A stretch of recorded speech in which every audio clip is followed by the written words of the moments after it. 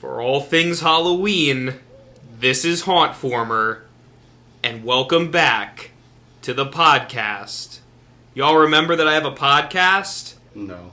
Oh, well, here it is. But, you know, if I'm going to come out of podcast retirement, I have to make it special. So I am not alone on today's episode. I am joined by two very special people. Very special.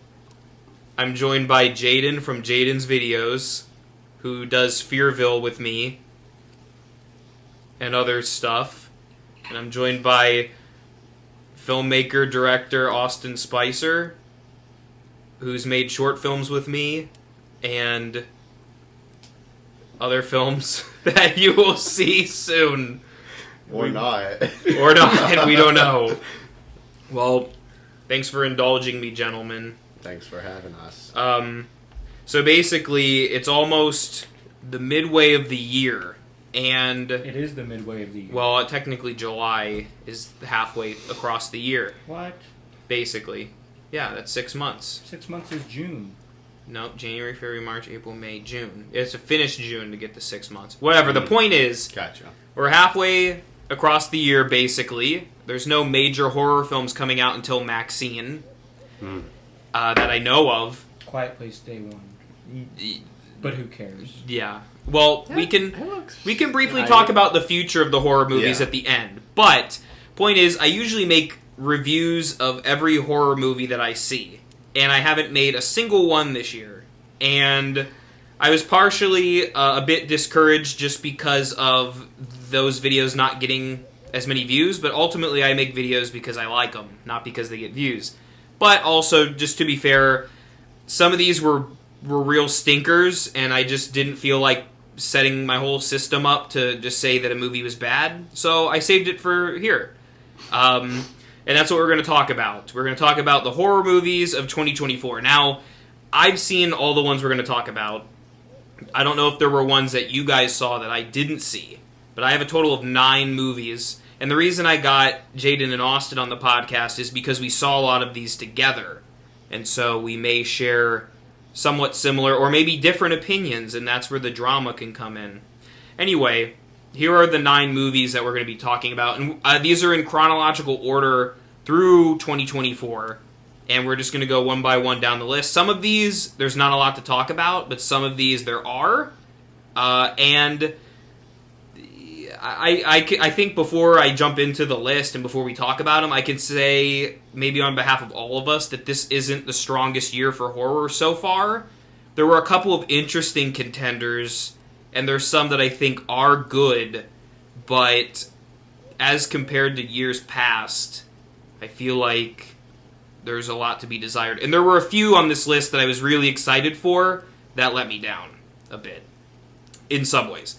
Anyways, the films I'm going to be talking about are Night Swim, Lisa Frankenstein, Imaginary, Late Night with the Devil, Ghostbusters Frozen Empire, Arcadian, Abigail, In a Violent Nature, and The Watchers, which is the newest one that just came out. So, like I said, some of those they didn't see, or some of them Jaden might have seen and Austin did not, or vice versa. I've seen all of these, and I got stuff to talk about. So I guess let's start with Night Swim, which kind of epitomizes everything. We're starting with a banger. We're starting with a hood classic. Well, here's the thing about Night Swim is it's possibly the worst one on the list. I don't know, Imaginary... That's very debatable. It's debatable because there were a few stinkers. But what I will say is Night Swim was debatably the most fun to watch. Because we went to this theater nearby. It was completely empty. Just us. And it was hilarious. We were just roasting the movie the entire time. The whole time. So I should start out by saying, and I'm not going to bash any filmmaker in particular here, or I'm not going to bash any studios in particular, because I might. Okay, but here's what I want to... Let me clear the air. Okay. Let me clear the air about this real quick. Is every studio, I think, has made some good movies and some bad movies. what I'm mostly looking at is a trend with movies. And with Night Swim and Imaginary, which are both Blumhouse movies. And Blumhouse has made some of my favorite, actually, in fact, my favorite modern horror movie, Get Out, is a Blumhouse movie. The Purge is a Blumhouse movie. I quite like that. I like Happy Death Day. So they've done good stuff.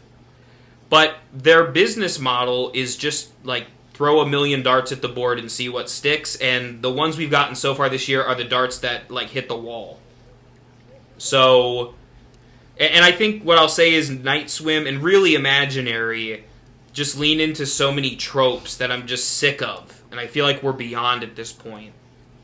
And they should have died. So, Night Swim is about a killer swimming pool. It's based on a short film that you can watch on YouTube. And the short film is actually a little creepy. But it's also 2 minutes long. It doesn't waste an hour and a half of your life. Mm-hmm. The movie is mostly boring. There's a big subplot with a dad that plays baseball. For no reason. He's the best character in any film ever made. He's a really good character. I'm really happy. Player. Yeah. What was his name? I don't know. Baseball player. I just know that he played baseball. He plays baseball playing dad. Baseball playing dad plays baseball, and there's a pool that's haunted because it used to be they were draining water from a local river into the pool, and that water was used in occult rituals. I didn't even get that from the movie. Wait, that was the plot? I'm pretty sure it was. And there was an Asian woman who killed her daughter in the pool. It was very bizarre. And there's a pool world. Remember the baseball dad? Spoilers for Night Swim. Gets sucked into the pool world. And then he floats, and it has the funniest scene in cinema. Yeah, and there's a scene where he's floating, and they're like, "Look at Daddy!" And he's floating with his face down. The movie, if you get a group of friends together and watch this movie, you're going to be in for a really good time. And then there's this stupid writing stuff that doesn't make sense. Like the kids recording the pool from the upstairs window. That never comes into play ever. And that's it. I have nothing else to say. It just never comes into play. Well, now that we're talking about this, and I'm looking at the list of your other films, this was not the worst one to watch with a friend group. Yes, because some of the other ones I think are better made movies with maybe better ideas in them, but they're not fun to watch or make fun of. Some of them are painful. Some of them are painful. What I will say is I think there is an idea of a killer pool that could be made. And it was done. The Twilight Zone. Yeah, the Twilight Zone. They did it so perfectly and so creepy. Yeah. What I will say too, and maybe Jaden can talk about this, because I think Austin too, we all like camp movies as well. I like a good stupid horror movie, and for both a movie about a killer pool and a killer teddy bear, they were very overly serious. Well, Jaden, you have a soapbox about this, but so many horror movies now get really emotional, and there's scenes where the movie will pause basically, and the character will be like, "So my dad died, and I'm just so sad about it." And it's just what is going on? They don't know how to write an actual character, so they just have to Is Saw 10 on your list? No, that was last year. Oh, that was? Yeah, sorry. So crazy. I know. Feels like just last month. That's what I'm saying. This year's gone by too fast. I'm like, I can catch up. I'll make a video about Night Swim soon. It's already freaking June. It's been 6 months since Night Swim. Good. I'm glad it's far away. But yeah, it's fading out of my memory. It's on streaming if you want to watch it. I don't recommend you watch it. You don't want to watch it. Earlier this year, Roger Corman passed away. Rest in peace.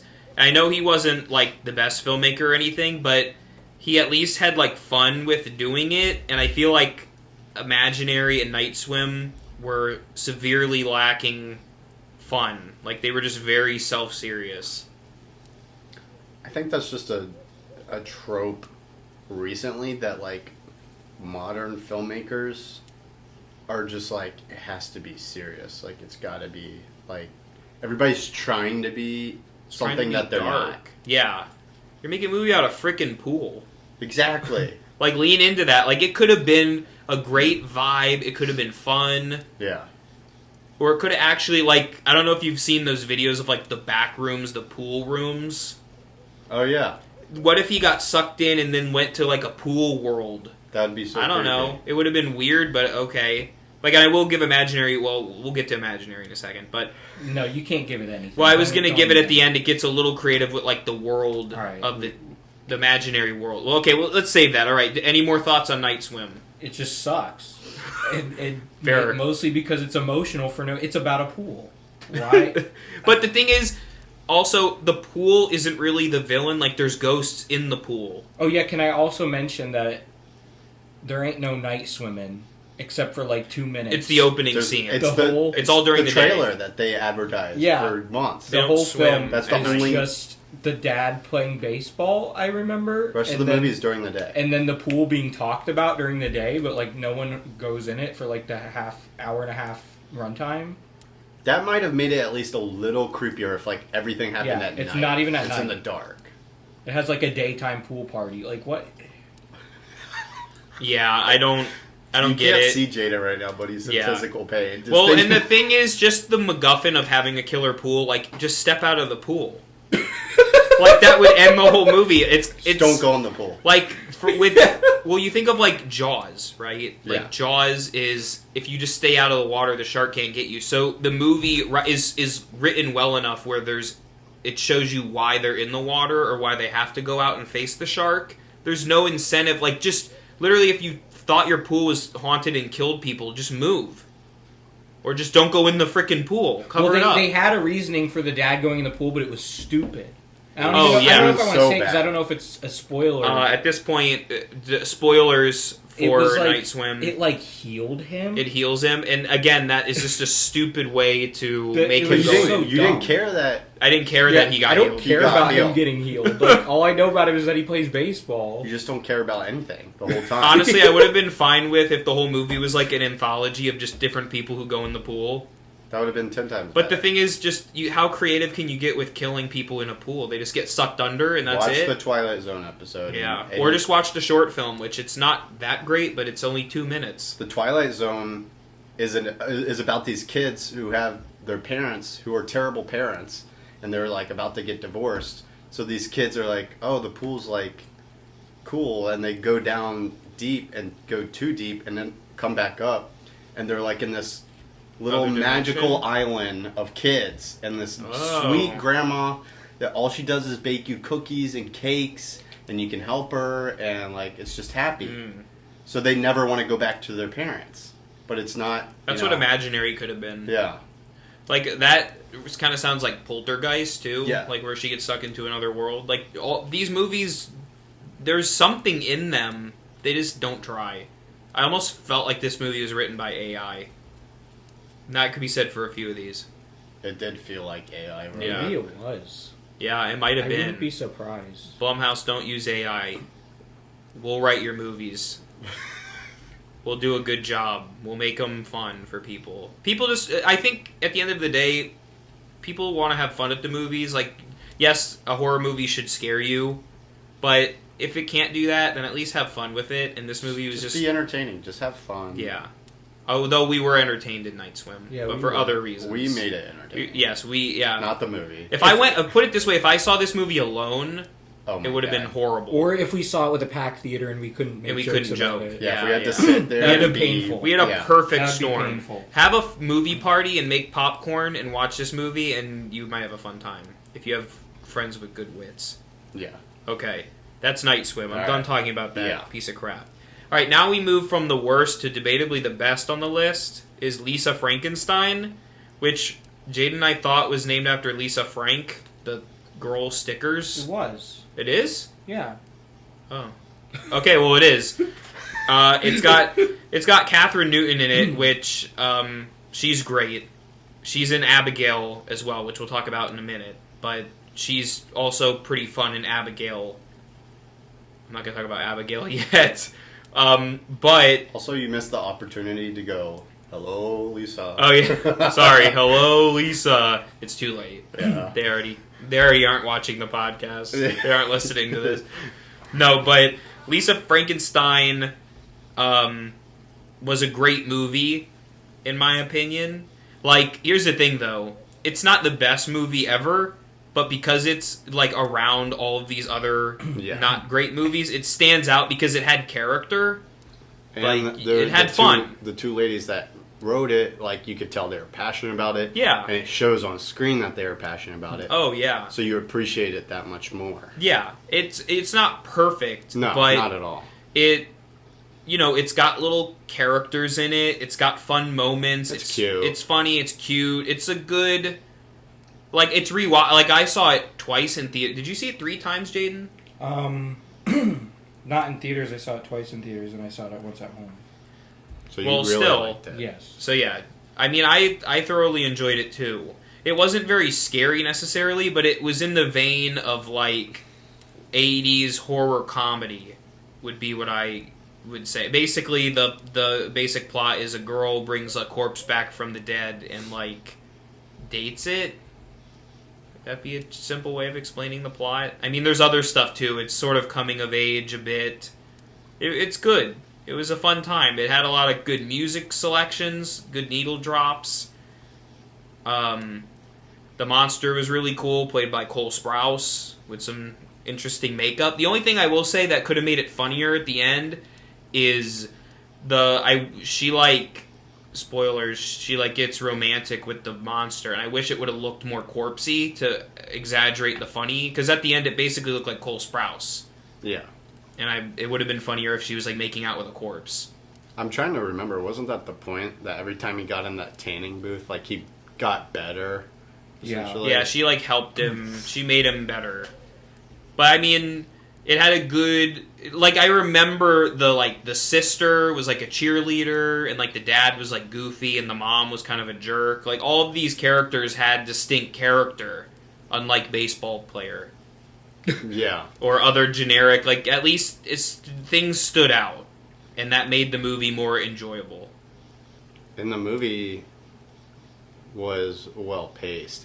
I remember a Night Swim going yeah. Good God, why is this taking so long? Oh, it drags. To get to nothing. Yeah, a few of these movies really dragged, but Lisa Frankenstein was paced well. It always kept my attention watching it, and there were a lot of references. If you're a classic Universal Monsters fan, there were a lot of nods and winks, and you could tell that there was appreciation for those old monster movies in this movie, and other things, other old movies, that Moon one with the telescope in its eye or whatever. Oh, yeah. There were references to that. And there were fun little creative sequences that were cool. Alright, is that it for Lisa Frankenstein? I agree with everything Max said. In my opinion, I think Lisa, even though it's not full horror, it's still horror. It's just comedy horror. But I think it's probably my favorite horror film since Pearl. And when was Pearl? Pearl was 2022. Okay. So wait, what was last year? My favorite? Saw 10? Saw 10 and Thanksgiving. I like those two. The Black So you like Lisa Frankenstein more? Black Phone was 20... I don't remember. It was 22, but it was before Pearl. Or early 2023. It was 2022. I could buy that. This is a Jaden coded movie. Yeah. It also came out for Valentine's Day, which I know we have an obsession with holidays. Afterwards, we did talk about how this is basically a movie that me and Mac would make. Collaborate on, because it has a premise that I would go to Mac and I'd be like, dude, she brings back a corpse and dates him and it's got a vibe, and then Mac would go, yeah, but what if I threw in bugs crawling on the ground? It was all the things had stuff that me and him discuss. I don't know, it just seemed and also it's a perfect Halloween movie. When Halloween time comes, it's true. This is that type of movie. It's got a graveyard. It's very Halloween movies. I think are spooky. very over the top and campy. Yeah, someone said it. Well, actually, a lot of people said it's like Heathers combined with Beetlejuice. It is very Beetlejuice-esque. It's actually probably, it's sad to say, probably more Tim Burton than Tim Burton will be. But I'll let Beetlejuice 2 speak for itself. We'll talk about that soon, kids. But the hauntformer and the clan are not too excited for Beetlejuice. The juice should not be loose. The juice shouldn't be loose. But we'll save that for a different time. Okay, Lisa Frankenstein was a great movie, and we recommend it. Up next is Imaginary, which is not a great movie. We don't recommend it. This, honestly, I knew it wasn't going to be good, so I didn't see it, so I can't. Yeah, so Austin's. Oh, we got a lot to say about this one. Actually, I don't, because there's. Really? I mean, it's just there's only so many ways of saying that it's bad, but fundamentally, when I hear a movie idea about a killer teddy bear, that could be really fun. I think of the little teddy bear from Krampus, like, jumping on people. Like, make it like Chucky. Even the Child's Play remake had a killer teddy bear. But what this movie was boring scenes. It was so boring. And then at the end, it turned a little poltergeisty. Emotional trauma. Yeah. Basically Night Swim, but with a bear. What is up with Blumhouse and their emotional trauma? Like, they're trying... I don't even know. But the thing is, keep in mind, this is not an art house movie. This is... Yeah, it's not like Get Out or like something that actually does it well. It doesn't really have substance. It's like fake substance. It's like, oh, we need that scene where like a character cries about like a dead relative to like show there's depth to this, even though it's a movie about a killer teddy bear. But like, make it fun. Like, the teddy bear didn't even... So there's one shot in the trailer, which is very misleading because it's the only time this happens. Well, I'm sorry, it happens at the end a little bit, where the teddy bear turns into a giant monster with fangs. That should have been the whole movie. That was... Okay, the only reason I would say Imaginary was better than Night Swim is because that scene was cool. Like, that bear, those effects were cool. Not to say this was a good movie. This was still, like, half a star to 1 star. But... It's still a terrible movie, which, by the way, since you mentioned star ratings, I should throw out all of us do have Letterboxd accounts, and you should follow them, because you can see the immediate scores for these after they come out. But yeah, that teddy bear, though, is a testament to, like, cool practical effects and a neat puppet and costume, but, like, that cannot substitute for a well-written... And they used it for 2 seconds. Why did they make that for 2 seconds of screen time? It's sad, because all that craftsmanship for crapmanship. I'm having PTSD. I'm looking at these placemats on the table, and they're the checkered pattern in the imaginary world. In Imaginary. Yeah, so the ending of Imaginary is they go into the imaginary world, sort of like Poltergeist, to why? To get the little girl? I don't remember. They have to go get something in the imaginary world. They go through like a door that they drew, which is kind of like Beetlejuice. But the imaginary world could have been cool if it was, like, actually a real thing. It's just all, like, a green screen, and it kind of sucked. And also, it's shoehorned into this movie that's taking itself seriously. Right. Like, why... If you're going to have an imaginary world, that's ridiculous and stupid. Make it the whole thing ridiculous and stupid. Yeah. Why... Like I said, there's not really a whole lot to say about it, because... It was terrible. I didn't laugh as much as in Night Swim, but there are a few points where I bust out laughing. There were a few funny parts. A couple I think the 3 of us who were there and watched it bust out laughing at least once throughout the film. So there is some funny parts. But most of it is laughing at it, not with it. Because it doesn't have enough... There's nothing to laugh with. There's not. Like, but my recommendation for Blumhouse is make an actual killer teddy bear movie, like with a knife or something, or where it like jumps on people. They won't do it. Like, make it fun. Like, is it that hard? All right, I don't want to talk about Imaginary anymore. I want to imagine a better movie, which we will, because the next movie is Late Night with the Devil. So, Late Night with the Devil... I don't know if you're imagining a much better movie. Well, it's much better than Imaginary. Yeah. So, for context, I was waiting for this movie to come out for like 3 years. Because it's a Mac-coded. It's a Mac-coded movie. I actually have a movie idea, which I won't disclose on this podcast for legality reasons. Your lawyers told you not. My lawyers told me not to talk about it, but I had an idea that is somewhat similar in terms of the gimmick of this movie, which is that it's like sort of found footage. It's a late night show, like lost tape thing, but with a possession that happens, and it's a Shudder movie. There's a couple movies on this list. This, Arcadian, and was it a Violent Nature Shudder? Yeah. So 3 Shudder movies, and Late Night with the Devil was definitely an interesting movie. It was disappointing because I think for me, the first hour was very strong. I liked the vibe.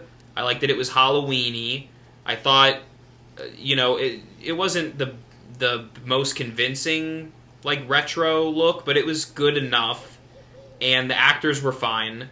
But then it hit that point where it, like, has to turn into a stupid generic possession movie where the girl, like, flies around like Reagan from The Exorcist, and it just gets bloated, and there's, like, cheesy special effects. It just took what could have been a really simple, subtle, creepy movie and just made it kind of crappy at the end. Like, it started strong, fumbled and then sort of redeemed itself with a kind of interesting ending, but I don't think it earned it.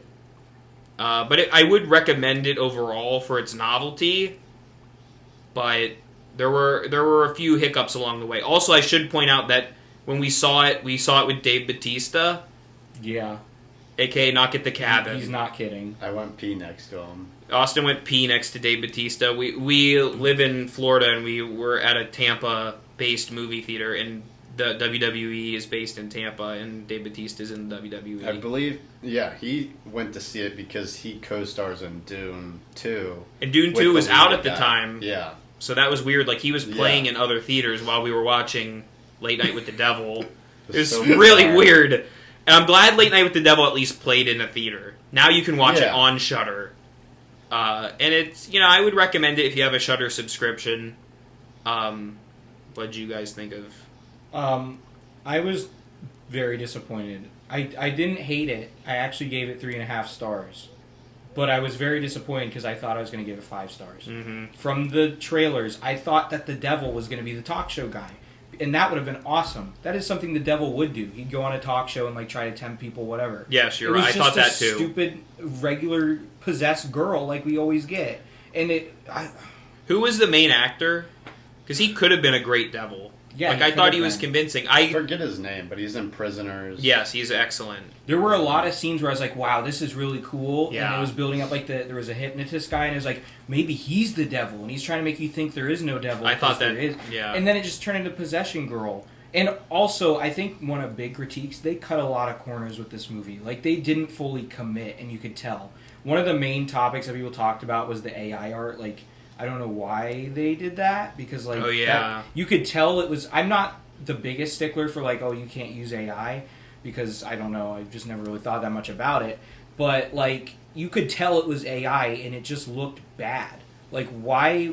It's lazy. And even more so, and this was just a stupid little thing that doesn't matter that much, but it kind of shows where their mindset was. It's set in the 70s, and their Halloween decor they used was from Target. Yeah, Jaden like, and I noticed that very obvious. And Michaels. To actually have like a movie that you want to be a successful big movie, you should like try to make everything period accurate. Otherwise, it shows it's not that hard. Just get like a blow mold from eBay. It just shows you're kind of copping out and cutting corners. Yeah. And you guys are a little hard on it, but I will say I enjoyed the movie, and then it got kind of slow, and then the ending was kind of like, what? And see, I would have really loved it if it wasn't for that ending. I think I liked it enough. I like the very ending, the fake out ending. Yeah, the fake out ending was kind of cool. It was cool, but it was weird. But the ending with the possessed girl. But I walked out of that theater, and I never thought about that movie until just now. Yeah. Which is kind of sad. Yeah. Unfortunately. Except for, one of the I can think of the vibe, like the camera. The vibe, yes. I can think of that. Say your thing. I was just going to say what you were already saying. It started off really strong. Yeah. Yeah, it did. I really like the concepts at the beginning, too, of, like, manipulating people who are, up until, upset. like, the third act, I thought it was going to be one of the best of the year. I did, too. Stakes. It's one of those movies that just, the ending leaves a sour taste in your mouth. Yeah. It's like, it's good, and then they ruin it. It's like, why? Kind of the last thing I want to say about it, and this isn't just for this, but I can think of a handful of movies off the top of my head, including Pope's Exorcist and a few others. I just have to say, The Exorcist is my favorite movie of all time, and I think all of us consider it one of the greatest horror movies ever. It's got a little possessed girl. Stop doing little possessed girl movies. They're not good anymore. It's done. Everything that you could do with that idea was done in The Exorcist. Even The Exorcist 3, which is one of the best sequels I've ever seen, doesn't have a possessed girl in it at all. That's why The Exorcist Believer sucked. Stop having little girl go... It's not scary, and it's overdone, and it's pointless. Unless you have something really original to do with that idea, it's just going to bog your movie down, because people expect it. So, and horror is about the unexpected, and the unexplained. When did New Believer come out? Exorcist Believer was last... New Believer. It was Halloween, which is sad because I wanted a movie to look forward to each Halloween, and now I don't. That was bad, too. That was really bad. And now the one we have to look forward to this Halloween is Beetlejuice. And it's in September. It's not even in October. Yeah, I hope there's some little... I'm hoping there's some little Shudder movie or something that sneaks in. Terrifier 3 is October. Yeah, but it's Christmas. It's a Christmas movie. I'll save that discussion for a different time. But yeah, so there is Late Night with the Devil. I would say overall give it a watch. It's unique enough and it will keep your attention, but just brace yourself for the ending. Yeah. Okay. Jaden didn't see this, and there's not too much to say, but Ghostbusters Frozen Empire. Ghostbusters at this point, I mean, it never was really a horror movie. I'm still convinced the original Ghostbusters is a comedy with just horror elements. Ghostbusters is one of my favorite things ever. It's the movie that I've seen the most in my life. Yeah. Like, I don't know how many times I can quote the entire thing. It's a phenomenon. But at this point, Ghostbusters, when it started, was like... watch the Red Letter Media videos on Ghostbusters if you want to know the full thing. But they're schlubby, kind of selfish guys that are kind of dumb and smart at the same time. And it's funny because they're basically exterminators that are like smoking on the job and like clocking in, but they're dealing with ghosts and like this big end of the world like Lovecraftian stuff with like Gozer, and it makes it funny. It's a gimmick like movie that just happened to work really well and it was creative. But now, Ghostbusters is a bloated, like, superhero franchise at this point with kids shooting proton packs every 5 seconds. It's become something that it isn't. And the last one really solidified that, Ghostbusters Afterlife. Because it was so, like I said, like we talked about before, emotional and, like, they were trying to dedicate it to Harold Ramis, but Harold Ramis made some of the most irreverent comedies ever. Like, he worked on Animal House and the Vacation movies and Caddyshack, and they're all, like, goofy and funny, and that movie was very self-serious. It left a weird taste in my mouth. What I will say is I liked Frozen Empire more. I thought it was a little more fun. It reminded me of an episode of The Real Ghostbusters, which is the cartoon. It felt like a villain of the week type story where it just, here's this weird thing, we have to stop it.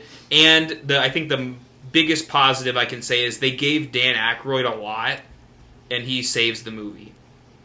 Especially when he just rolls up and... Oh, no, that was, what's his name? Wearing sunglasses for no reason. Oh, that was Bill Murray. Bill Murray just did not care. Bill Murray, there's just a scene happening, and then Bill Murray just steps into frame with sunglasses on, even though they're inside.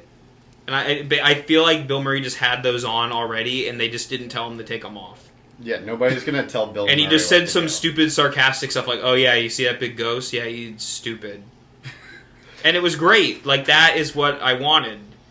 And not even because it was Bill Murray. Actually, I will say, the one actor... The Indian guy. I'm not going to butcher his name. But he was great, because he was the cynical... like, money-loving, grubby guy that the Ghostbusters were.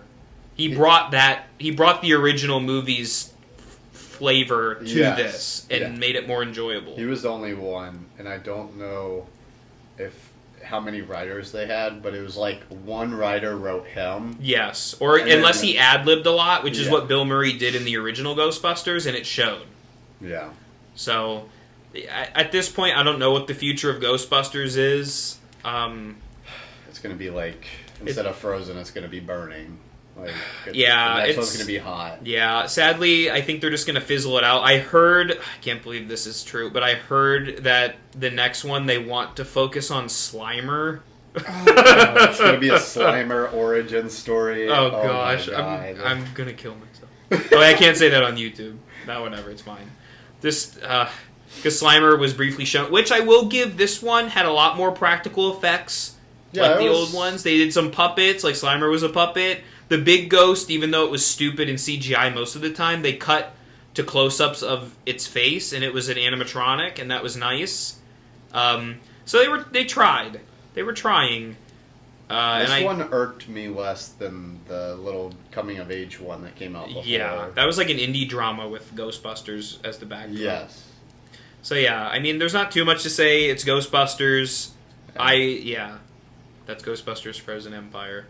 Alright, the next one I'll really be brief because I really don't have a lot to say, and neither Austin nor Jaden saw it. Arcadian, which it's technically a horror movie, so I have to bring it up. It has Nicolas Cage in it. It's a Shudder movie.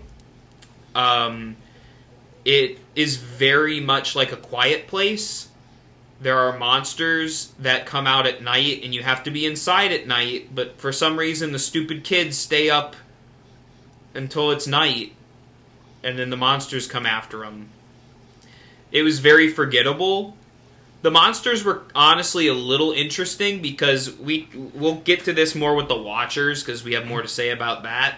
But there are a lot of movies now that are taking the Cloverfield / Quiet Place monster of like crawling creature thing, like almost I would say generic, but the Cloverfield monster is awesome. But this generic monster design and just like where they click and like run around, like it's stupid, and they need to stop doing it. Arcadian had a good thing going with Nicolas Cage, and then he goes into a coma 20 minutes into the movie, and then in the last 10 minutes he wakes back up. So he's not in the movie. So he's not really in the movie. He's the first 20 minutes I'm like, okay, this is not bad because Nicolas Cage is good, and then he just goes into a coma. And it's just these two kids, and you're stuck with them. They gaslit me into watching their movie. Yeah. And, it was alright. There were a lot of writing problems I had with it. I don't remember what specifically now. But, like, character decisions that were dumb. But, it is what it is. I wouldn't really recommend it. Sadly, it'll just be forgotten to time. It'll be like a Redbox movie that, like, I feel like old people will watch. Like, people are like, whoa, Nicolas Cage! Face Off. Alright, that's it for Arcadian. Sorry, Arcadian. Alright, next up, we have Abigail. We're going to upset a lot of people with this one. Are we? Did people like it? People loved Abigail. Like, you should see the reviews. It's got almost 4 stars. Wow. Out of 5. That's ridiculous. It's like one of the most popular of the year. I feel like that's paid. Hold on to your panties. Yeah, we're going to upset a lot of people with this one. Well, let me just say Abigail is the vampire ballerina movie that was made by the what do they call them? Radio Silence guys. They made Ready or Not, which I quite liked. It was a fun movie, and it had a nice style to it.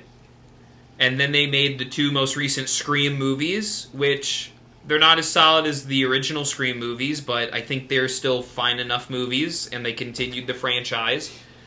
And then this movie came out, which takes a lot from Ready or Not, but it's not nearly as fun.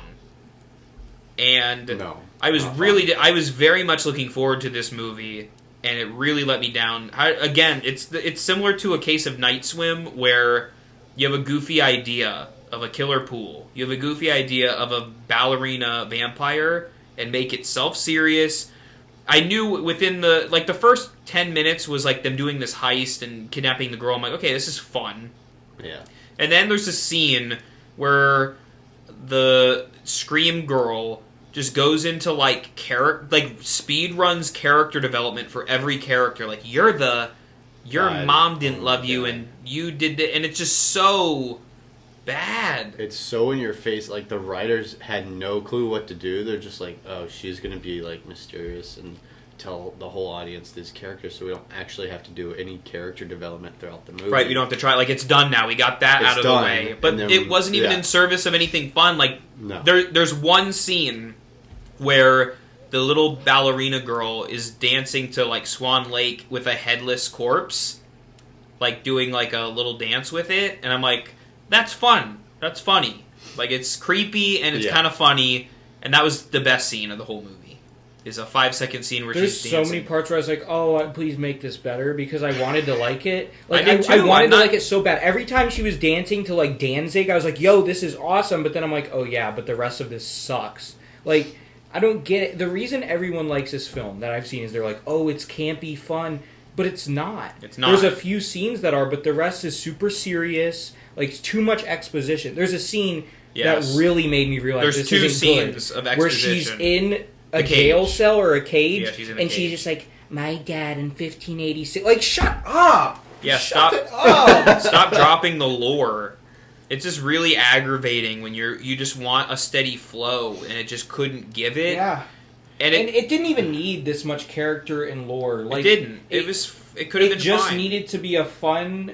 And the thing is, it's clear that that's what they were trying to do. They were trying to do campy and fun, but they just couldn't help themselves. They were like, we have to make this deep about trauma. And it's like, no, you don't. Yeah. You really don't. I will say, we've been trashing on these movies a lot. But so something positive was the stunts were really good. Yes. That's all true. The fighting was great. Dang, this is awesome. There were some really cool scenes to watch when it was actually committing. But I could go to an action movie and get that. That's true. Yeah. That's not why I'm here. There were some cool scenes to watch when it was committing to that, and that's why I don't think it was the worst of the year. It wasn't the worst. I think it was whatever, basically. It was forgettable with a few scenes where I'm like, okay, that was cool. But it's like they ruined it with the rest of the parts that weren't cool. There was no story. Yeah, the story was lacking. Like, it even had a good set. Like, I loved the set. I thought the set was awesome. Soundtrack was pretty cool. I mean, the ballerina character could have been cool if she didn't drop so much exposition. But then, like, she started to become annoying more than creepy. Like, there were when she was dancing and stuff, I was like, oh, this is a cool villain. I like this. We can build off of this. And then she just started being stupid. And then she turned into spoilers. So skip this if you don't want to hear spoilers. But she turned into the hero at the end. I was like, what? Yeah, it's weird. It's very strange. And also, the radio silence guys did this a lot in Ready or Not, but they have a weird thing with, like, they have, like, a blood kink. Like, there's, like, blood squirting everywhere, all over everybody. We didn't even mention the F-word thing. Oh, I'll get to that. But about the blood, they do it in Ready or Not as a joke, where people start exploding and blood goes everywhere. And they did it again. It just, I don't know if that, like, they had to get that out of their system, but stop doing that. It was funny in Ready or Not, and it wasn't really funny in this, and now it won't be going forward. Like, we get it. They blew up. Also, I don't feel like this movie needed to be a rated R movie. And the reason, yes, it is because of all the F words, which we have to talk about. Yeah. There's, oh my god! Like we are not pearl clutchers, folks. We are not. You know, we are fine with vulgarity. Wolf of Wall Street is the most vulgar movie ever, and I love that movie. Yeah. So it's not that. But it was distracting with the F words and the usage. I think, didn't we look it up? They dropped it like 500 times. Something like that. It was 300 to 500. It was ridiculous. Reason. Like, they would just say it in every sentence, every other word, for no reason. Like, that sentiment that you've probably heard where it's like people curse when they're stupid? I felt like all these characters were stupid because they kept saying it because they didn't know what else to say. And I get, maybe you would drop it like if the girl's chasing you because you're scared. Understandable. But there's so many scenes, and what it honestly did is it took any meaning of that word away, and it just made it goofy. Felt like lazy writing because they didn't know what other word to put. Yeah. We have to make it seem like this character's mad. Let's make them drop the F-bomb 60 times. I remember being miserable watching this movie. I remember too. Like, I'm trying to think of Imaginary. There were parts where I got miserable. Abigail and another one that's the big up. problem with all these movies. I want to like the movie, so you have the benefit of the doubt. Yeah, I go into it in the positive, and you have the benefit of the doubt. I just want to be entertained. I want to have a fun time. Yeah, that was fun. It doesn't have to be the best. It doesn't have to be the best written or the best acting performances or the best cinematography.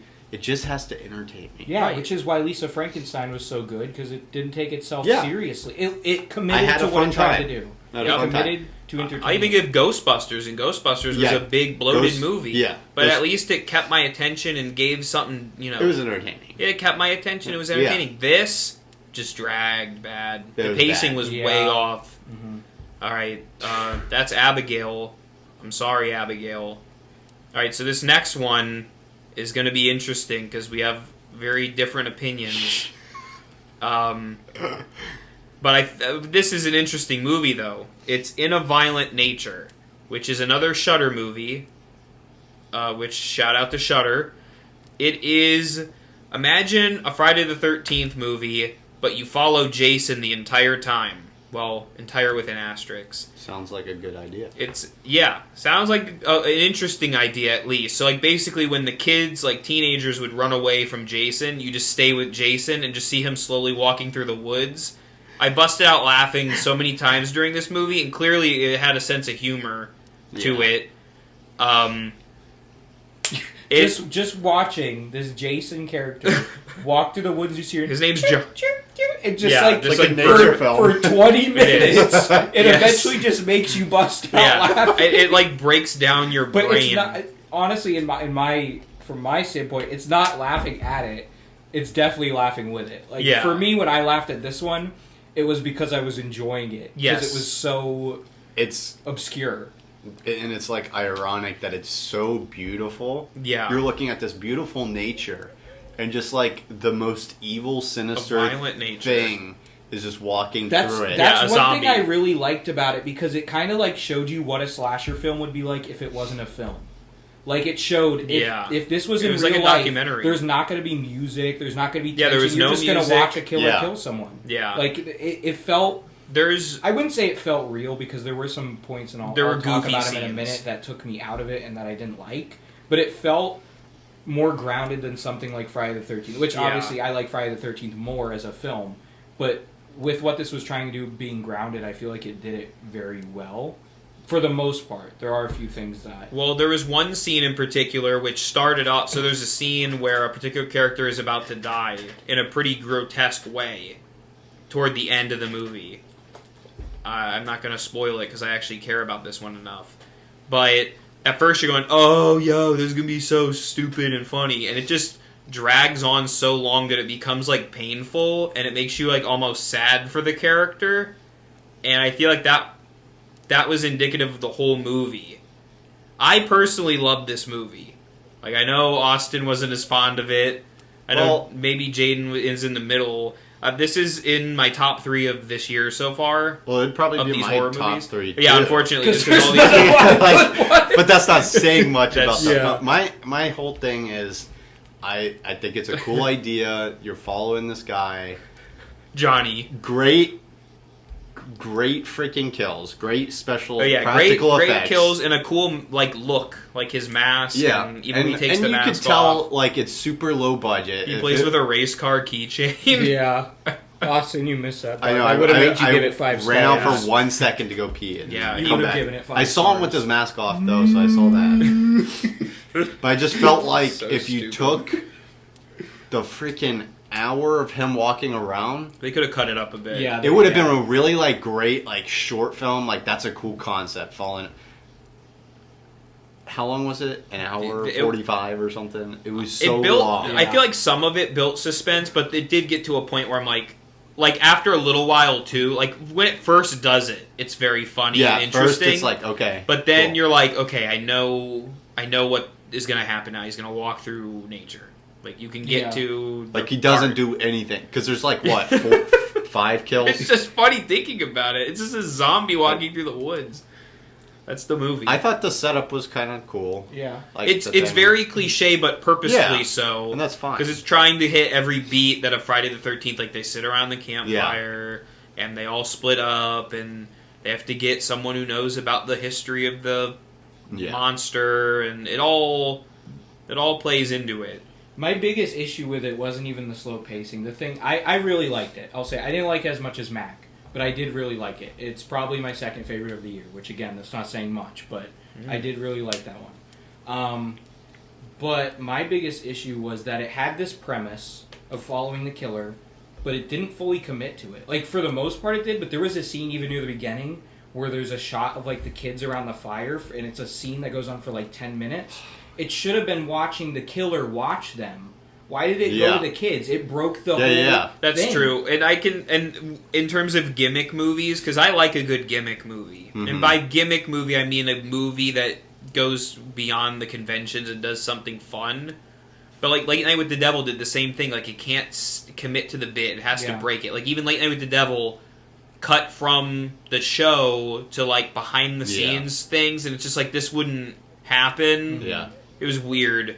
But yeah, with this, and especially, I didn't hate the ending. No, you loved the ending. Be honest. I didn't love it. You turned to me. You said, "This ending is so tense." It was tense for me, but I understand why people didn't like it. The ending is not with the killer at all. Like, it goes completely beyond, and it did get a little long-winded. It was trying to, I think, explain the themes of the movie, which is okay, but it had to pick a lane a little bit because this movie was like trying to be an art house horror movie and a schlocky B movie at the same time, and it didn't always hit either beat. That ending, I think, dropped it like a whole star for me because it went on for about. I've seen people say it was 15 minutes. I'm pretty sure it was about 15. It was at least 10 of the runtime. Wasn't the killer, and it was just some lady talking, and it was like... Did you realize that lady was from Friday the 13th, too, by the way? She's the actress, I think, from Friday the 13th. I didn't even know what she was getting at or saying. She wasn't getting at anything. She was getting at, like, that...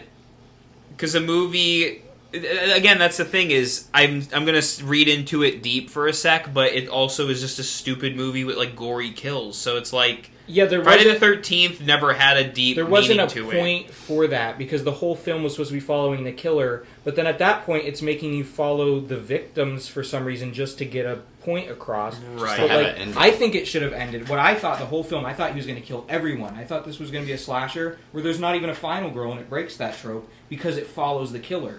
So in a way, you're rooting for the killer because you want to see what he does. But then it kind of broke away from that, and it was like, okay... Why are we following the victims? Somebody that you don't care about. Yeah, we don't care about them because the whole premise is that we're not supposed to care about them because we didn't follow them. But now it's making us try to care about them. It didn't make a lot of sense. Yeah, it was weird. Or an alternate thing is if they did have a way to, like, catch him, because in a lot of the Friday the 13th movies, like, Jason does in some way either die or get stopped at the end. Like, do you remember that one where he gets pulled under the... It was Friday the 13th 6, where he gets under the water and, like, chained under there? Like, if they would have done that, and then it just, like, is a static shot for, like, 5 minutes of him, like, under the water. Just, like, blinking. So like, that would have been... That would have been the best. Yeah, or just, like, him just chilling. Yeah. Like, waiting for someone to unlock him again. Because it's implied in the movie that he's done this before, and that, to me, was already funny. Yeah. This was definitely a movie to go in knowing that has its tongue in its cheek. Well, the thing... Going back to what you were saying about the campfire scene, I physically cringed at the millennial humor. It was like a 35-year-old guy wrote all the dialogue that he thought was funny. It was like them joking about, like, being politically correct, and it was so overly politically correct that nothing could be funny, and it just cringed me out. Yeah, I couldn't tell if it was intentionally, like, cringe comedy. It was so cringy. It went on way too long. It felt like... You know what would have been also funny, too, is, like, if it was, like Jaden said, a shot of him watching them, and then, like, he gets bored and just walks away. Yeah. And, like, you see him finding weapons to kill them with. Like, he doesn't even care what they're talking about. Which the reason that they did that scene, I think, was just to get his story across. Well, also they wanted to actually show each of the characters' faces and them talking to give it a little something of a movie, again, though, but it didn't matter because it isn't a movie. That wasn't it's a gimmick. The point. The point was to follow him. Yeah. Like, why do we need to see them? Yeah. But we will say there were a couple of interesting kills in the movie, specifically one with the yoga girl. That one was very creative. After that scene at the campfire, I was like, good. These people need to die. Yeah, like, I'm glad they Austin died. Was pissed. They annoyed Maybe me that was so the purpose. much. Yeah, it could have been that too. So if that was intentional, they did a good job. Bravo. I quite like the vibe. Alright, that was In a Violent Nature. Anything else to say? I would say, like you, it's one of my favorites of the year, but that's not saying... Yeah, the fact that it's both of our favorites and you didn't like it that much and I did really tells you how bad the other I feel like it's one of those ones, though, that I personally would appreciate more over time, because it's like... I will watch it again. It's the ultimate summer horror movie. And like this is a movie to put on... It's kind of an ambiance video. Yeah, it is. Just put it on and, like... It's one that I'll probably revisit again... Maybe even this summer, but even like in the summers that come, because it's very summer. I couldn't watch it again. Really? Well, what if I'm gonna sit there and watch a guy walking. What if you just skip the boring parts? Well, that's the whole thing. I'm gonna say that. If I just get to the point where he's killing, it's maybe 10 minutes. That's true. Yeah. Yeah. But I mean, I'm a little biased though, because I like the vibe of like camp and in the woods, and it's just cool. But it's walking. Yeah, but it's an ambiance. Whatever. Idea. If it wasn't a film, it'd be amazing. If it was an ambience video, I just looked up on YouTube. Yeah. Like Jason ambience video. I will just say, though, it got some of the best laughs of the year out of me. And again, I think we were laughing with the movie, not at it. Yeah. When he was just slowly walking through the woods with birds chirping, I kept busting out laughing because you're like, what am I watching? It's worth it, though, to me. Oh, at least once. At least once. One part that made me, like, piss my pants. This might be a spoiler. I don't know. It's okay. I mean, there's nothing really to spoil. Ranger guy that knows what he's done. They have like a shotgun to his head. Yep. They've already like shot him, so he's like, you don't know if he's dead or not. But they're holding the shotgun up, and he's like, "Hey, I'm gonna pass this to you, and I'm gonna go get like chains or something. I'll be right back." So the other guy's like, "All right, I'm ready." And he's like, "I'm gonna count down. All right, we're gonna count from 3. Ready?" And he's like, "All right, I'm ready." He goes, 3, 2, stop shaking, and then. As soon as he like gets back to it and is about to count, I don't even know what they called him. It's not Jason. I was gonna say Jason. Johnny. Okay. Johnny gets up and just grabs the shotgun. It was just hilarious. Yeah, that was great. The comedic timing was well done. Yeah. Good job in A Violent Nature to an extent. It was unique. It was unique. At least if you're a slasher movie fan, yeah. you'll appreciate the in-jokes of the subgenre. At least watch it once. Yeah. That's my final take. All right. Finally, last and maybe least. Is The Watchers, which is the first movie from M. Night Shyamalan's daughter. So... here's the thing. M. Night Shyamalan has a movie coming out later this year called Trap. I am very much looking forward to the movie. I am not. On the record, I am not. Okay, well, I am a M. Night Shyamalan apologist because his most recent movies were the best movies of the year to me. Knock at the Cabin and Old were my favorite movies of the year. Trailer now. With the guy screaming. The trailer is admittedly funny. Oh my god! But I'm looking forward to the movie because I like high concept things, and it looks like an interesting concept. We'll see what happens with it. But M. Night Shyamalan's an interesting guy because he started off winning an Oscar for The Sixth Sense, and then did Unbreakable, which is like one of the best movies of recent times, and then just slowly started doing weirder things. He did Avatar: The Last Airbender movie. He's done some weird stuff. But this is a movie by his daughter, whom I believe this is the daughter that recommended the Book of Old to him to make the movie off of. So, point being, she has creative similarities to her dad. And you can sort of tell because they won't shut the hell up in this movie. And that is a trend with M. Night Shyamalan movies. There's a lot of talking. Now, here's the thing. I don't mind a lot of talking if it's good or if it's interesting what they're talking about. Not when it's like Old has a lot of talking in it, and I like Old. But this movie is just bad. The Watchers is basically... Well, let's just put it this way. Austin left for an hour in the middle of this movie and didn't really miss anything. I've never done that in a movie. Like, yeah. I wish I went with you. Even if I don't like it, like, what was the one I was in pain? Abigail. Yeah. I was in pain in that one, but at least I had, like, popcorn, and I was just, like, chilling in my recliner. This one might have been maybe the most painful. This one I just got up, left, did a few phone calls, and it kept going. Jaden and I were like, when's it gonna end? Oh my gosh. It wouldn't stop. Well, you know what? I knew... So you guys didn't see this movie yet, The Strangers. Oh, yeah. We didn't talk about that. This guy's, like, running through the woods. He's like, oh, my God. Oh, my God. The same opening as The Watchers. I'm like, oh, my God. This is just another basic horror movie. Well, it's funny, actually. One of the people that works with me, because I work at the movie theater, I was telling him about, I'm going to go see The Watchers. He's like, oh, yeah, that looks pretty cool, man. That looks pretty exciting.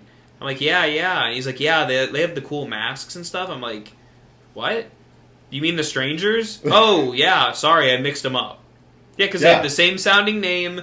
They open the same intro, way. They're like, both jump scare. They're both stupid. Crap. Apparently, I didn't watch the new Strangers movie, but it's terrible. Austin said it's pretty bad. But The Watchers is about these 4 people in like this cabin in the Irish woods, and there's things out in the woods that watch them and like try to become them. I guess that's kind of a spoiler, but you can't really talk about this without spoiling it. Let's just preface that this whole one is going to have spoilers, because the spoilers are what makes it bad. Yeah. So basically, in a nutshell, to me, first of all, you don't care about any of the characters. It's in the Irish woods, and you learn halfway through the movie that there's fairies, and so you get hyped, because I've never seen a fairy horror movie, unless you count Leprechauns, then Leprechaun movies, but I don't count that. So I'm like, oh, a fairy horror movie? That's different. And they're not fairies. I mean, they say they are. They say, oh, they lost their wings. They're Demogorgons. They're Demogorgon, like, screech monsters. That's not a frickin' fairy. And then there's so much complicated lore to all of this, and just the whole movie's explaining it, and you have this lady who's, like, I could tell that they wanted her to be, like a creepy, like, Native American woman, but they're like, that's not politically correct, so we can't do that. And here's what I think. There's a lot of shape-shifting involved in this, and I'm like, was this supposed to be a Skinwalker movie? And then they said, oh, you can't do that because of Native American, like, legends and stuff, so they had to change it to fairies, because I guess the Irish don't care. It's just really weird, and you take that away, though, like, I could tolerate, because there were a few shots where the monsters were cool-looking and creepy. But fundamentally, the movie's broken. The characters make dumb decisions. They've been in this cabin for years. Yet, when main lady shows up, Coraline shows up, you're telling me they kick a rug and find a bunker and all this stuff immediately? Like, as soon as she showed up, it's just so many bad things. This movie... What were you going to say? Because I'm going to rant for, like, probably... Okay, I'll be quiet. Same problem as Abigail. They had to do the talking, the setting up of the characters. They couldn't just, like, show that. No. You had to have Coraline talking to herself, or a bird. Essentially herself, saying stuff like, oh, why is it so far back here? Why? Oh, I'm getting lost. Like, she's saying stuff. She felt like she knew she was in a horror movie. Yeah. Because she's driving in the middle of nowhere woods. Middle of nowhere. There's nothing in sight. Her car breaks down. She gets out. Hello? Hello? Is anyone here? Like a horror movie. Like that Geico commercial? Yes. Oh my God. Why would you think anyone's out here? It's so stupid. Oh my god. This movie disappointed me more than any other movie this year, because it looked interesting. Even though I was a little disappointed by it. And it is an interesting premise. This was so bad, and I have been hyped for this movie since, like, January. Because I saw it, and I saw the trailer. I don't know when the trailer came out, but I read about it first, and then I saw the trailer. I'm like, oh my gosh, Irish woods. I was like, this is going to be awesome. And then it's trash. Like, it was so bad. Like, hold on. Can I say, this is 2 times now I said Abigail's not going to be good. And The Watchers I said is not going to be that good. Austin's called it. And Imaginary, I didn't even go because I knew it was going to be that bad. Yeah. Austin, do you think Maxine's going to be good? This could be the best movie. All right, good. Okay, so Austin is a good premonition. We're all very excited about I already Maxine. ordered the Fangoria magazine. There's so many issues. Did you? Are you serious? Haley doesn't know that. Dude, did you see it? It's so sick. I'm getting it. The Watchers was so bad. Go on your rant. Because, like, the lore was so stupid. It was the whole movie was just them explaining crap. Like, I don't recall a single scene where someone isn't explaining crap. And then that's for 2 hours just explaining nothing. And, oh my gosh. Eventually, when they get down in the bunker, that's dope. That's awesome.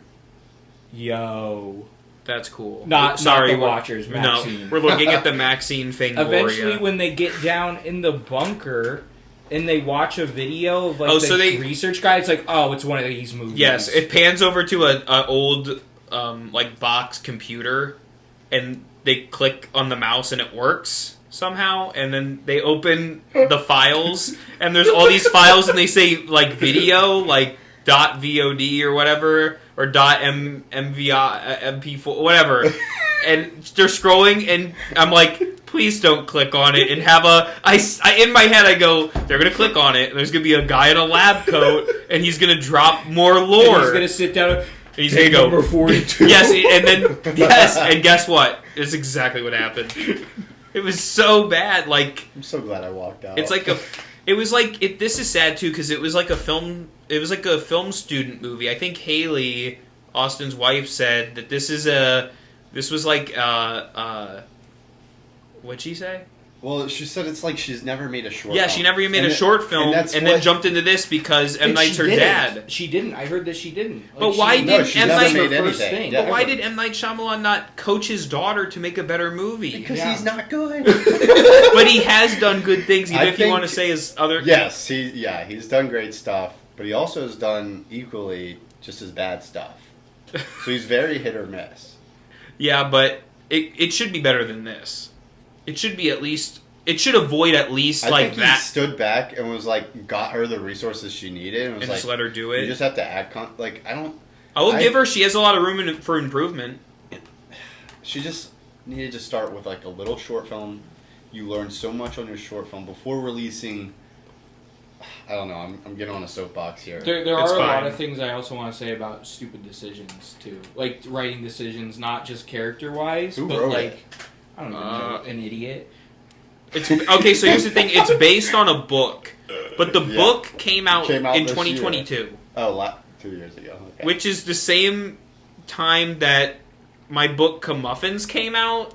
So it'd be like it's not even a proven book yet. Like, I'm sure it has more reviews, but it's not a proven like classic hit yet, or so it's not something. That book came out, and they were probably like going into like pre-production. You don't even know. After. I don't, and I could tell that this maybe worked better as a book because it's so dialogue heavy, but the dialogue isn't good. Yeah, you can get into like fantastical stuff like that in a book, and like.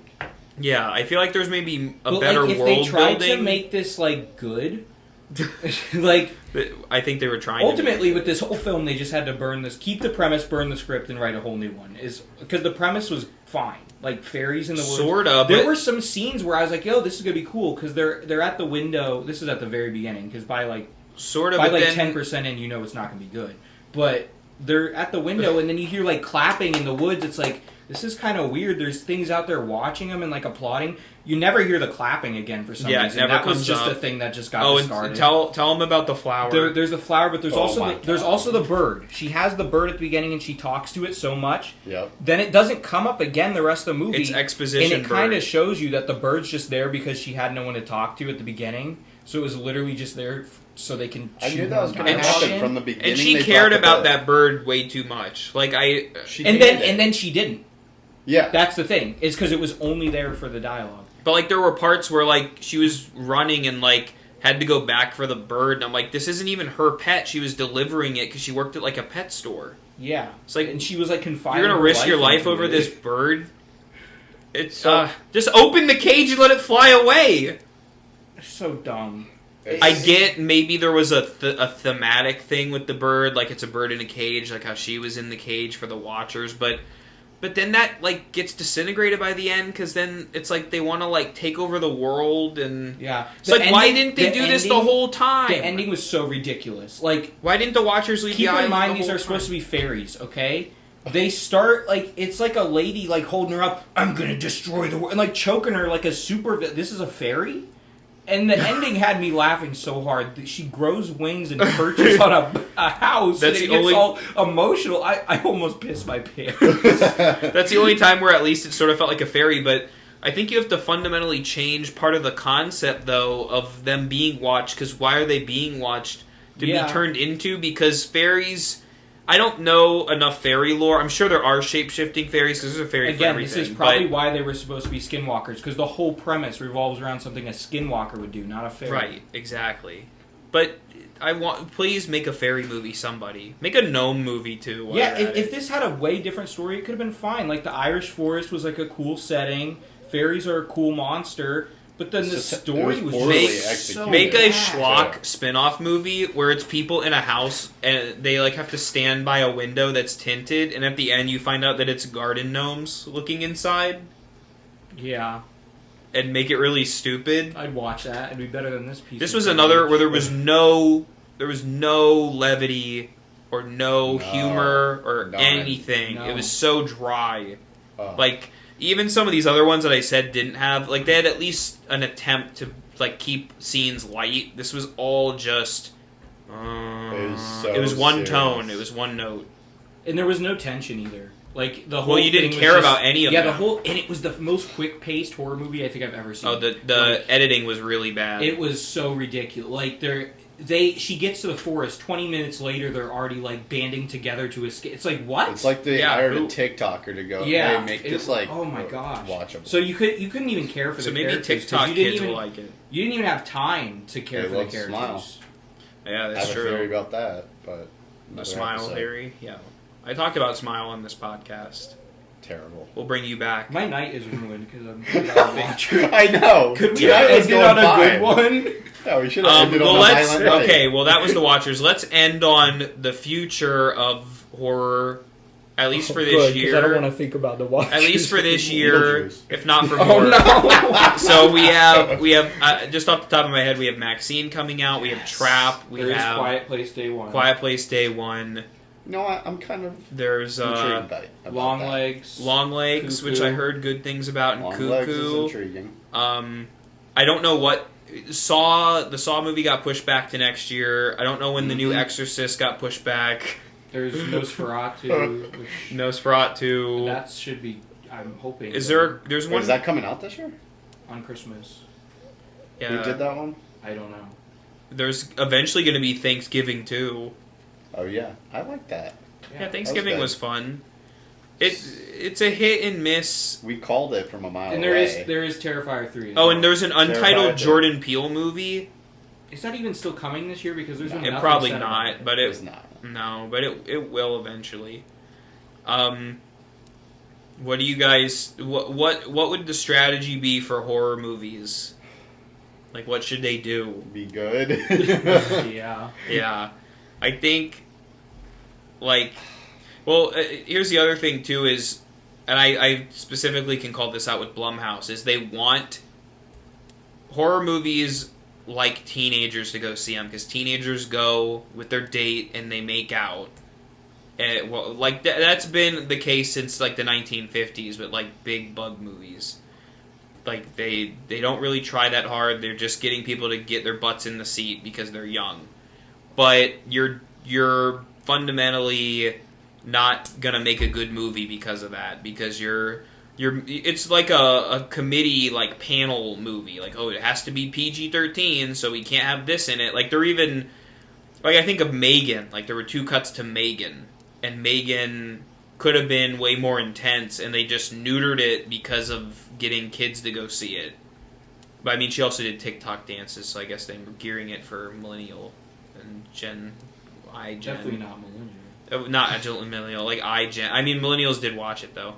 But, yeah, and, there's Megan 2.0 coming out, which Megan, by the way, stood for... Megan had a 4 in it, because it was the 4th, but now it's 4... 2.0. What? Megan the name. It had a 3.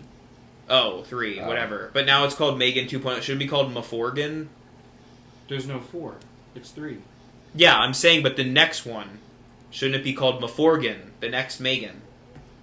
Why is it Megan 2.0 when it already has a 3 in it? Because the 3 is for the E. Where would you put the 4? They would change it to be called, like, you wouldn't call it, I don't even know what I'm saying. Well, like, Megan has a 3 in it. Yeah, because it's the 3rd version of Megan. Megan got destroyed at the end of Megan, so now there's another sequel where Megan comes back, so they should call it Maforgan, because she's the 4th Megan. She's not the 2nd Megan. So they call it Megan 2.0, it's stupid. Yeah, but how are you supposed to read Maforgan? I don't know. What kind of name is that? I don't know, but they did it to themselves. After this year, though, of horror movies so far, you guys aren't going to like this. But hear me out. They're becoming superhero movies. Well, we already knew that. Yeah. Especially imaginary. Okay. I love Bear McCreary. He's a composer that's done some good work. I think his 10 Cloverfield Lane score is amazing. And great for reading horror, by the way. Go to his imaginary score and go to the last few tracks. It literally sounds like the Avengers. It's like dun dun dun, dun, dun, dun, dun, dun, dun. Like, what? This is not a horror movie. Well, the fact that it's lost its a identity. horror, they know horror's going to sell no matter what, so they don't freaking care. They just like, okay, go do it. And some of them don't care, and some of them are for money. But Most of them. Like, look at this list. Yeah. I'll tell you the ones where people actually seem to care. Wasn't Night Swim. Lisa Frankenstein, yes. Wasn't Imaginary. Late Night with the Devil, yes. Ghostbusters, probably not. Arcadian, I don't know. Abigail, I feel like they did. They just didn't do. They didn't do a good job. No, In a Violent Nature not. cared, Yes. and The Watchers, I don't know. Cared, but had no clue what they were doing. Yeah, so it's a mixed bag. It's the big studio one, and by big studio I mean Blumhouse, that they just can crank out. I just don't get, like, you need to look at what people like in horror and what they don't like, and shape your movies around what people like. Like, Well, everyone, they don't care. Everyone is upset. Yeah, but those ones They are don't making care the as most long as money. it makes money. Yeah, but like They all make money. Look at X Pearl and like Maxine are making probably way more money No, than Imaginary. they're not. There's no way. They're not. That's ridiculous. They're not because they're... Because they're it's the studio. That's so stupid. Well, also think of how much advertising there was for. I could say Night Swim, but specifically Imaginary. That teddy bear was friggin' everywhere. Pearl, nobody even knew it came out. I've even asked like my parents about like, oh, I'm excited for Maxine. I'm like, what's that? Exactly. I'm like, oh, it's a sequel to It's gonna Pearl be and the X. best What's movie of the that? year, and it's not going to make half as much as freaking any of these films. So here's my recommendation, because here's the thing: the studios don't care about the quality of the movies. They just care about making the money. So here's my recommendation. Either don't see the big, stupid ones like Imaginary that you know are going to suck, and do see the little ones and give them a chance. Or see all of them, like me. Because at least then it's an equal opportunity thing. Well, I also watch them because, one, I review them, and two, we make fun of them. But... my point is, support the little films or the ones from a smaller studio. Like, I'm thankful that Shudder's making some. Yeah. I worry that Shudder will one day become a big, giant company. And this isn't... I don't mean to bash Blumhouse, because again, Blumhouse has made a lot of movies that I really enjoy, and I like the business model to an extent because it is very like funneling, because it lets a lot of filmmakers in. Are they? Yeah, it's not. Oh, just make a $4 million movie. And yeah, because these movies, they're like, all $40 million. Night Swim was $30 million. For what? For it's what? filmed in someone's pool. There was no actors. Go back to making these cheap, because that's how it started. It was money burning on the screen. Blumhouse started with these like very like Paranormal Activity is how Blumhouse started. Paranormal Activity was like $10,000. It was nothing, but it was a good concept, and they did it well, and it was actually creepy. Now, Invisible Man. Invisible Man to me is the keystone movie of recent memory, because it was $10 million basically, perfect budget. It had but it didn't jeopardize the story in any way. It had cool special effects. It had a good script. It was scary and it was entertaining. It's like a perfect nutshell movie of what they can do. Yes. It's Lee Winnell, and I love Lee Winnell, and he's a great writer. They did every movie like that. They would make way more money. Yep. They'd have a way bigger fan base because it's actually a good movie, good script, good acting, good direction. Oh, like a movie? You mean? Like what a movie is supposed to have. Oh, I remember those. Remember those? Yeah. Back in 2019. And I think maybe the other thing too is that you know when a filmmaker had a passion for a movie, even if you don't love that movie. Like Lisa Frankenstein, again, isn't the best thing under the sun, but you could tell that they cared about it, they had fun with it, they made it for a specific audience, and that love comes through. I felt like no love for Night Swim or for Teddy Bear, or like a few of these. I felt like no one cared about this at all. Like, it was a product. In a Violent Nature, I will probably never watch again, but I appreciate the filmmaking. Yeah, you could tell someone cared. They did something different. They took a risk. And they probably had fun out there. Yeah, oh yeah. It looked like they had a blast out there. Yeah, it's... You'll sniff these movies out. And this will be a test, I think, because the Universal Monsters movies are getting remade coming up, and I know that Lee Winnell is working on The Wolfman, I believe, and James Wan is working on Dracula, and I feel like those are going to be polar opposite movies. Even though they both started together in Saw, there's going to be a polar opposite because James Wan has now embodied this big Hollywood thing, just again bloated, Isn't over he like the top. Creative director of like, oh no, that's I don't even know. Never mind. But like, yeah, because he's doing these DC movies, and he's doing he did Aquaman. Oh my gosh, and The Conjuring and Fast and Furious. He did Fast and Furious? Yeah, he did one of them at least. But it's Austin and I both find Malignant funny, but I enjoyed it. We enjoy Malignant for what it is. It's but ridiculous. I think that's a like one and done thing. Like, you can't keep making Malignants. Like, that's over. So, and it's not really, we don't love it because of it being almost a conventional horror movie. It's something different. Yeah.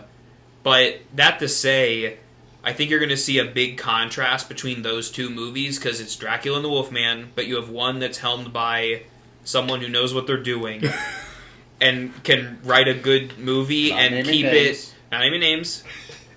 And the other's made by James Wan. And I like James Wan, kinda. I like his camera stuff is fun, like his wide shots. And when you watch the first Saw, he did have a passion for it. He had reasons for the camera work, and I think he appreciates cinema. But I don't know. Maybe he just likes big, stupid junk. He likes getting paid. But he's like, oh, I love Aquaman. I'm like, why? I'm sorry. You went from Saw about people like chaining a bathroom. Aquaman, that's my thing now. I don't get it. He did The Conjuring. And The Conjuring. Start with that. At the time, was good. I think everybody liked it. But people still like it. I don't get it. I don't like it anymore. The Conjuring verse is completely derailed. Yeah. Just stop making those. Yeah. You know what? I will allow one exception. I want to see the Crooked Man movie. Yes. It'll probably suck. Screw it up. Yeah, they're just gonna ruin it. It's gonna suck, but at least the Crooked Man's cool. Yeah, but he is cool. Yeah, but so the Nun is kind of cool looking too. But look at that. Oh, I enjoy the Nun. not the second Nun. I'm talking about as a whole. That's so bad. Burn that. Holy crap. Burn that movie. I hated that movie with a passion. And guess what? Made $40 million box office weekend. Yep. Well, that's also because it's a part of a franchise. Just the weekend. Basically, the Conjuring verse is like the freaking Avengers. You know what? Yeah. Okay. You get my butt in the seat if you got freaking Annabelle, the Nun, the Crooked Man. Like, you get them all together. Call it the Conjuring Endgame. Yeah, the Conjuring Endgame. We'd have to go. I would watch that. You got us by the balls. Yep, you got me by the nuts with that. I will see that. And then you have Patrick Wilson and Vera Farmiga like on the poster with like cross guns. Oh my god. I'm there. But other than that, don't make more Conjuring movies. Especially not Lila Llorona. That's part of it? Yeah. She'd have to be included because you need as many remember the Wolfman guy from Annabelle 3? There's a werewolf technically in the Conjuring verse, and they don't talk about him, and I'm sad. Well, I have a headache. Yeah. Well, this podcast I think has run its time. We're at an hour and 23 minutes. Holy crap! I know. I wouldn't even listen to that. And you're in it. Well, Austin, Jaden, thanks for joining me on the podcast. Mm-hmm. You can check out Austin's channel, new videos every Wednesday. He hasn't made a video in months. months. Or on Wednesdays. Or on Wednesdays.